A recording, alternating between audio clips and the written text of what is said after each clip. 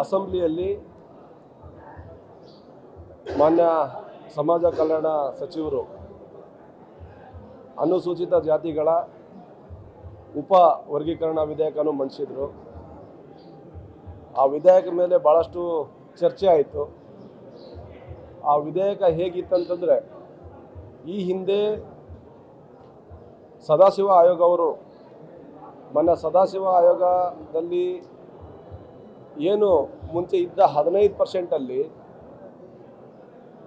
ಎಡಗೈ ಸಮಾಜದವರಿಗೆ 6%, ಬಲಗೈ ಸಮಾಜದವರಿಗೆ 5%, ಲಂಬಾಣಿ, ಬೋವಿ, ಕೊರ್ಮ, ಕುರ್ಚ ಆ ಸಮಾಜಕ್ಕೆ 3%, ಉಳಿದಿದ್ದ 1% ಇತರೆ ಬುಡಕಟ್ಟು ಜಾತಿಯವರಿಗೆ ಕೊಡಬೇಕಂತೇಳಿ ಆಯೋಗದಲ್ಲಿ ತೀರ್ಮಾನ ಮಾಡಲಾಗಿತ್ತು. ಆ ಆಯೋಗವನ್ನು ಸುಮಾರು ವರ್ಷಗಳಿಂದ ಎಲ್ಲರೂ ಕೂಡ ಇಡೀ ಎಲ್ಲ ಸಮಾಜದವರು ಇಡೀ ರಾಜ್ಯ ತುಂಬ ಹೋರಾಟ ಮಾಡಿ ಆ ಆಯೋಗವನ್ನು ತಿರಸ್ಕರಿಸಬೇಕಂತೇಳಿ, ಅಥವಾ ಆಯೋಗದಲ್ಲಿ ಏನು ಹಂಚಿಕೆ ಮಾಡಿದ್ದಾರೆ ಅದು ಸಮಂಜಸ ಇಲ್ಲ ಅಂತೇಳಿ ಹೋರಾಟಗಳು ನಡೆದವು.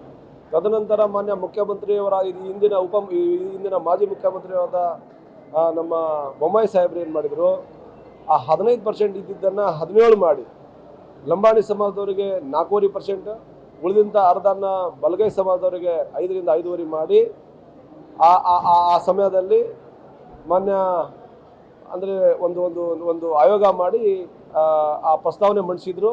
ಅದು ಇಡೀ ಕರ್ನಾಟಕ ರಾಜ್ಯದಲ್ಲಿ ಲಂಬಾಣಿ, ಬೋವಿ, ಕೊರ್ಮ, ಕೊರ್ಚ ಸಮಾಜದವರು ಅದನ್ನು ತಿರಸ್ಕರಿಸಿ, ಆ ಸಮಯದಲ್ಲಿ ಚುನಾವಣೆ ಇತ್ತು. ಆ ಚುನಾವಣೆಯಲ್ಲಿ BJP ಪಕ್ಷದವರಿಗೆ ತಾಂಡಗಳಲ್ಲಿ ನಿರ್ಬಂಧನೆ ಹೇರಿದರು.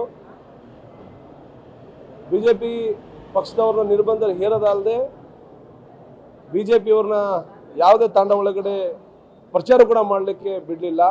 ತದನಂತರ ಭಾಳಷ್ಟು ಹೋರಾಟ ಆಯಿತು. ನಿನ್ನೆ ವಿಧೇಯಕದಲ್ಲಿ ಹೇಗಿತ್ತಂತಂದರೆ, ಎಡಗೈ ಸಮಾಜದವರಿಗೆ 6, ಬಲಗೈ ಸಮಾಜದವರಿಗೆ 6 ಮತ್ತು 5 ಲಂಬಾಣಿ, ಬೋವಿ, ಕೊರ್ಮ, ಕೊರ್ಚ ಮತ್ತು ಅಲೆಮಾರಿ ಸಮಾಜದವ್ರನ್ನ ಈ ಎಲ್ಲ ಸುಮಾರು 63 ಜಾತಿಯವ್ರನ್ನ ಸೇರಿಸಿ 5% ಅಂತೇಳಿ ಈ ಹಿಂದೆ ಕೂಡ ಘೋಷಣೆ ಮಾಡಿದರು. ನಿನ್ನೆ ಆ 5%ಅಲ್ಲಿ ಮತ್ತೆ ವರ್ಗೀಕರಣ ಮಾಡಿ 1% ಅಲೆಮಾರಿ ಸಮಾಜದವರಿಗೆ ಕೊಡಬೇಕು ಮತ್ತು ಉಳಿದಂಥ 4% ಲಂಬಾಣಿ, ಬೋವಿ, ಕೊರ್ಮ, ಕೊರ್ಚ ಅಂತೇಳಿ ನಿನ್ನೆ ವಿಧೇಯಕ ಮಂಡಿಸಿದರು. ಈ ಹಿಂದೆ 4 ಇದ್ದಾಗೇ ಲಂಬಾಣಿ ತಾಂಡಗಳಲ್ಲಿ, ಬೋವಿ ಕಾಲೋನಿಗಳಲ್ಲಿ BJPಯವ್ರನ್ನ ಬರ್ಲಿಕ್ಕೆ ಬಿಡಲಿಲ್ಲ. ಈಗ ಆ 5ರಿಂದ ಈಗ 4 ಮಾಡಿದ್ದಾರೆ. ಆ 4ಅಲ್ಲಿ ಕೂಡ ಈ 59 ಮತ್ತು 3 ಸುಮಾರು 63 ಜಾತಿಯವರಿಗೆ ಮುಕ್ತವಾಗಿ ಕಾಂಪಿಟೇಷನ್ ಮಾಡ್ಬೋದು ಅಂತೇಳಿ ಹೇಳ್ತಿದ್ದಾರೆ. ನಾಳೆ ಏನಾರ ಇತರೆ ಜಾತಿಯವರು ಅವ್ರಿಗೆ 1% ಕೊಟ್ಟಿದ್ದಾರೆ, ಭಾಳ ಒಳ್ಳೆಯದು. ಇತರೆ ಜಾತಿಯವರು ಏನಾರ ಆ ಉಳಿದಿಂದ 4%ಅಲ್ಲಿ 1-2% ತೊಗೊಂಡ್ರೆ ಕೇವಲ 1-2% ಮಾತ್ರ ಈ ಲಂಬಾಣಿ, ಬೋವಿ, ಕೊರ್ಮ, ಕೊರ್ಚ ಸಮಾಜಕ್ಕೆ ಉಳಿತೈತಿ. ಇದೊಂದು ಮರಣ ಶಾಸನ ಅಂತೇಳಿ ಹೇಳ್ಬೋದು. ಜೊತೆಯಲ್ಲಿ ಎಡಗೈ ಸಮಾಜದವ್ರಿಗೆ ಕೂಡ ಇದೊಂದು ಅನ್ಯಾಯ ಅಂತೇಳಿ ಹೇಳ್ಬೋದು. ಏನು ಮಾಡಿದ್ದಾರೆ, ಆದಿ ಕರ್ನಾಟಕ, ಆದಿ ಕರ್ನಾಟಕ, ಆದಿ ದ್ರಾವಿಡ ಮತ್ತು ಆದಿ ಆಂಧ್ರದವ್ರನ್ನ ಮುಕ್ತವಾಗಿ ಬಿಟ್ಟಿದ್ದಾರೆ. ಅವ್ರು ಎಡಗೈ ಸಮಾಜದವ್ರದ್ದು ಸರ್ಟಿಫಿಕೇಟ್ ತೊಗೋಬೋದು ಅಥವಾ ಬಲಗೈ ಸಮಾಜದವರು ತೊಗೋಬೋದು ಅಂತೇಳಿ. ಈ ಆದಿ ಕರ್ನಾಟಕ, ಆದಿ ಆಂಧ್ರ ಮತ್ತು ಆದಿ ದ್ರಾವಿಡದವರು ನಾಳೆ ತುಂಬ ವೀಕ್ ಇರೋದು, ಶಕ್ತಿ ಇಲ್ಲದ ಸಮಾಜ ಅಂದರೆ ಎಡಗೈ ಸಮಾಜ. ಆ ಸಮಾಜದ ಮೇಲೆ ಇವರು ಸವಾರಿ ಹೇರಿ ಅವ್ರನ್ನೂ ಕೂಡ ಅನ್ಯಾಯ ರೀತಿಯಿಂದ ಈ ವಿಧೇಯಕದಲ್ಲಿ ನಮೂದಿಸಿದ್ದಾರೆ.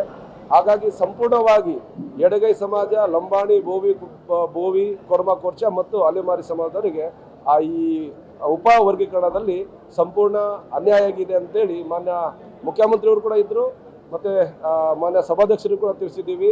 ಇದನ್ನು ಪರಿಶೀಲನೆ ಮಾಡಿ ಮುಂದಿನ ದಿನಗಳಲ್ಲಿ ಸರಿ ಮಾಡ್ಕೋಬೇಕು. ಇಲ್ಲ ಅಂತಂದರೆ BJP ಪಕ್ಷದವರಿಗೆ ಆದ ಗತಿ ನಾಳೆ ಕಾಂಗ್ರೆಸ್ ಕೂಡ ಆಗುತ್ತೆ ಅಂತೇಳಿ ನಿನ್ನೆ ನಾವು ಅವ್ರನ್ನ ಎಚ್ಚರಿಕೆ ಕೊಟ್ಟಿದ್ದೀವಿ. ನಿನ್ನೆಯಿಂದ ವಿಧೇಯಕ ನೋಡಿದ ಮೇಲೆ ಎಲ್ಲ ತಾಂಡಗಳು ಮತ್ತು ಬೋವಿ, ಕೊರ್ಮ, ಕೊರ್ಚ ಕಾಲೋನಿಗಳಲ್ಲಿ ಬೆಂಕಿ ಹತ್ಕೊಂಡಿದೆ. ಮುಂದಿನ ದಿನಗಳಲ್ಲಿ ಸರಿ ಆಗಲಿಲ್ಲ ಅಂತಂದರೆ ಇದು ದೊಡ್ಡ ಮಟ್ಟದ ಹೋರಾಟ ಆಗುತ್ತೆ. ಈ ಹಿಂದೆ ಏನು ಹೋರಾಟಗಳಾಗಿದ್ವು ಅದಕ್ಕಿಂತ ದೊಡ್ಡ ಮಟ್ಟದ ಹೋರಾಟಗಳು ಆಗುತ್ತೆ.